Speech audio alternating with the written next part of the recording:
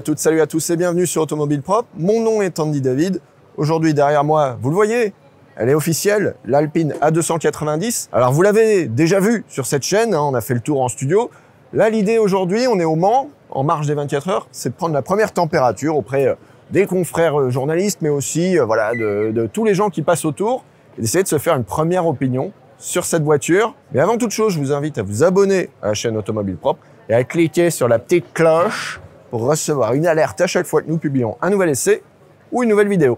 L'Alpine A290, c'est la première voiture 100% électrique de la marque. Il s'agit d'une petite traction d'un peu moins de 4 mètres de long, étroitement dérivée de la Renault 5. Le petit moteur maison est poussé jusqu'à 220 chevaux. Cette nouveauté arrivera sur nos routes en fin d'année 2024. Alors Agnès, t'es la grande prêtresse des nouveautés chez AutoPlus. Qu'est-ce que ça t'inspire là, le premier coup d'œil? Eh bien écoute, c'est plutôt sympa. C'est-à-dire que moi je trouve que cette voiture, elle a une vraie gueule parce qu'on va pas se mentir, hein, c'est quand même une R5, mais très améliorée. Mais niveau look, ils ont fait un truc plutôt sympa parce qu'elle fait vraiment méchante. Et puis c'est sympa de voir des petites un peu sportives comme ça, même si c'est de l'électrique. Je sais qu'on est sur Automobile Propre et que voilà, mais on imagine quand même qu'on va pouvoir avoir quelques petites sensations et ça c'est plutôt sympa. Ça correspond à Alpine? Écoute, on va voir ce qu'ils vont nous réserver pour les futurs modèles, hein, puisqu'il y a un gros programme avec 7 modèles en tout, donc il y en aura 6 autres qui arriveront. Alors Alpine et l'électrique, à la base, ça va pas vraiment ensemble. Donc à eux de nous prouver qu'on peut avoir des vraies sensations, mais il manquera toujours le son, même si Devialet a développé un petit sound exprès, mais ça sera juste à l'intérieur, et ça, je pense que ça va manquer. Comment t'as trouvé l'intérieur, toi? L'intérieur, j'ai trouvé ça très sympa. Là aussi, quand même sans surprise, puisque c'est quand même l'intérieur de la nouvelle R5. Mais ce qu'il y a de cool, moi, c'est le premier truc que j'ai vu quand j'ai découvert cette voiture, c'est le petit bouton Overtake. Ça, j'ai trouvé ça vraiment sympa.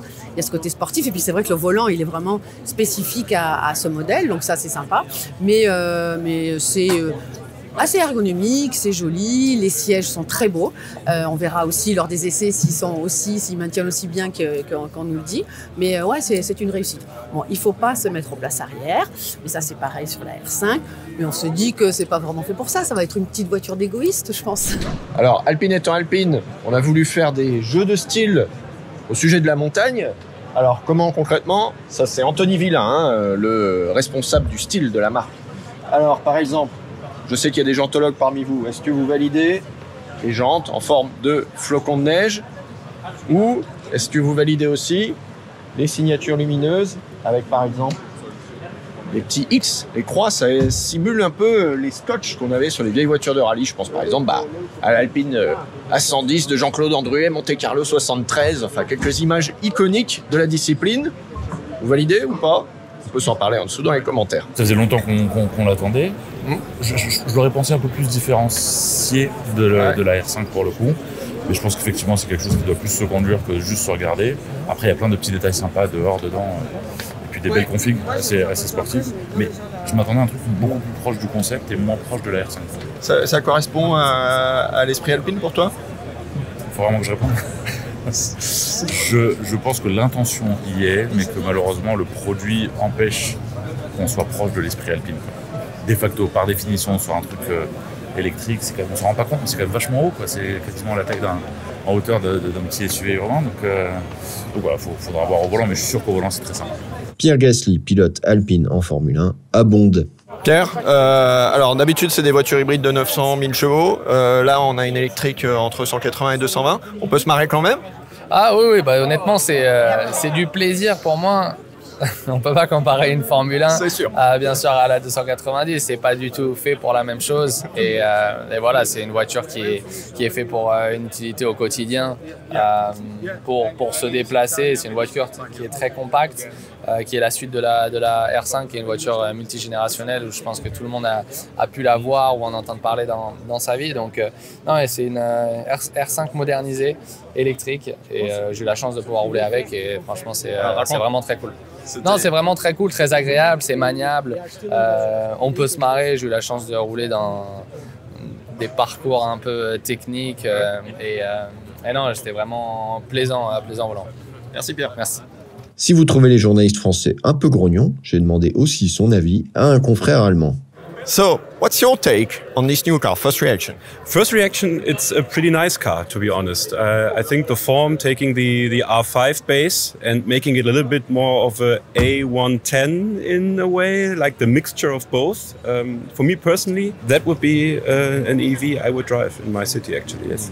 There are nerdier car nerds than I am, but I'm a nerd for new things and for evolution, and this is really a good evolution, I think. A little bit too expensive for my taste, to be honest, which is the only point where I'd say, okay, that would be difficult to do that. But from the specifics the car has, I think it is a good take on an EV. What about the Alpine brand in Germany? Is it still somewhere in somebody's mind, or is it completely forgotten? I mean, in a way, I can understand this car because they want to, and it's what Philippe Krief said as well. They want to have a new fan base. They want to create new customers, and it's a little bit like you want to Cupra customers in a way. So the younger, more agile people to drive the cars, because that's what you need basically. Because if you look inside the cars of people who drive an Alpine, it's like much older people. And to attract young people to Alpine, I think this will be a good starting point. In Germany, the brand is not as known as they would like to be, I think. Do you think it's going to be a success? The price is tough.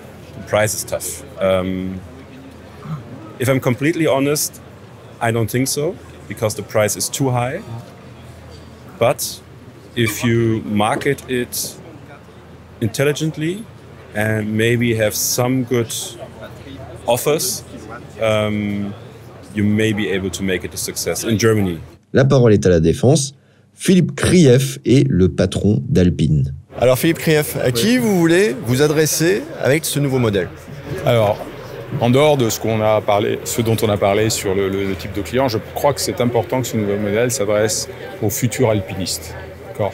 Des gens qui veulent se faire plaisir en conduisant, qui sont attirés par le style, une certaine modernité. Et ça va être un petit peu ceux qui vont construire avec nous le chemin d'Alpine. Donc ça, c'est les futurs alpinistes. Alors vous nous avez parlé de 7 modèles électriques d'ici 2030. Vous pouvez nous donner des petits teasers sur ce qu'on peut attendre de la marque? Oui, alors donc cette année, c'est la 290. L'année prochaine, on va lancer un crossover compact. Et ensuite, on va passer sur le développement de modèles qui vont être basés sur notre propre plateforme, une plateforme qu'on appelle APP, Alpine Performance Platform, pour remplacer la 110. Et donc, sur ça, on va faire un coupé, un spider, etc. Voilà. Et l'esprit Alpine traditionnel, on peut le reproduire à l'électrique? Oui. Alors ça, c'est... je suis venu chez Alpine pour ça. Parce que tout le monde pense que c'est pas faisable. Et comme moi je sais pas que c'est pas faisable, donc on va le faire. Et ça, je vous garantis qu'on va le faire. Quand vous regardez la concurrence, il y a des choses qui vous intéressent? Oui, toujours. C'est vrai qu'on a de fortes racines, donc il faut qu'on s'inspire de notre passé, mais il faut toujours avoir l'œil sur ce que fait la concurrence, parce que c'est très inspirant. Qu'est-ce qui vous inspire justement? Non, mais ce qui nous inspire, c'est ces valeurs-là, de compacité, d'agilité, de plaisir, voilà, le plaisir.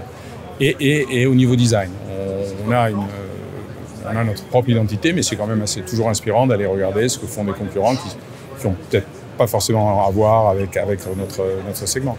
Alors voilà pour les premières réactions au sujet de cette Alpine A290. Maintenant, c'est à vous. Qu'est-ce que vous en pensez? Est-ce que c'est une R5 à peine recarrossée, ou est-ce que c'est la sportive de demain? On peut s'en parler dans les commentaires ci-dessous. Et on se retrouve très très vite sur Automobile Propre. Ciao!